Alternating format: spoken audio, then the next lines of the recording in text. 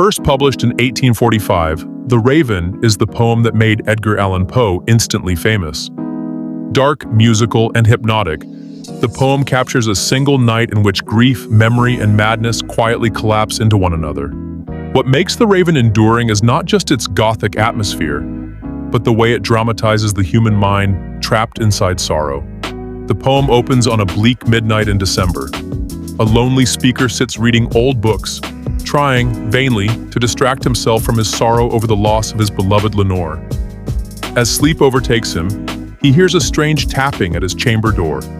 Expecting a visitor, he opens it but finds only darkness.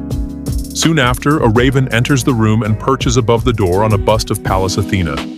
The speaker, half amused and half disturbed, questions the bird. To every question, the raven replies with a single word: Nevermore. At first, the speaker treats this repetition lightly, but gradually his questions turn darker and more desperate. He asks whether his grief will ever end, whether he will be reunited with Lenore in the afterlife. Each answer, nevermore, deepens his despair. By the poem's end, the speaker realizes that the raven will never leave, just as his sorrow will never lift. His soul, like the raven's shadow, is trapped forever. At its core, The Raven is a psychological study of grief. Poe does not portray grief as loud or chaotic. Instead, it is quiet, repetitive, and suffocating. The speaker already knows the answers to his questions, yet he asks them anyway, almost craving the pain. The raven does not create the sorrow, it merely gives it a voice. The raven functions on multiple symbolic levels. Ravens have long been associated with death and the afterlife. The bird represents the persistence of memory, unwanted, intrusive, and inescapable.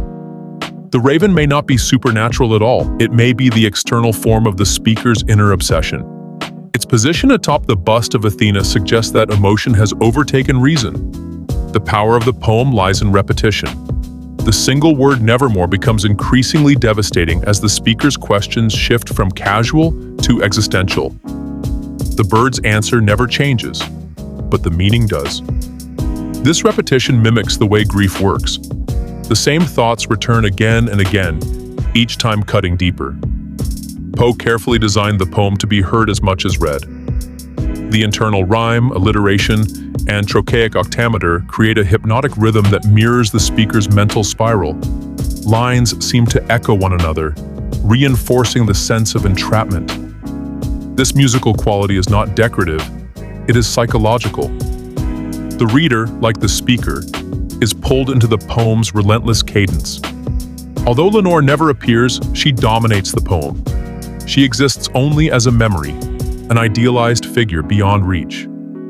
Poe presents love not as something that heals, but as something that survives death only to torment the living. The Raven endures because it speaks to a universal experience, the moment when loss becomes permanent and consolation fails.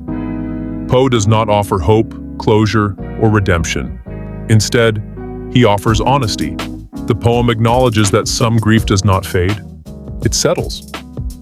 In this sense, The Raven is not merely a Gothic poem, it is a timeless meditation on the human mind when it confronts the unbearable and finds no escape. Edgar Allan Poe's The Raven remains powerful because it dares to stay in the darkness without flinching. It transforms a single night into an eternal moment of psychological truth. Long after the final line, the raven still perches in the reader's mind, quiet, unmoving, whispering what grief so often tells us: nevermore.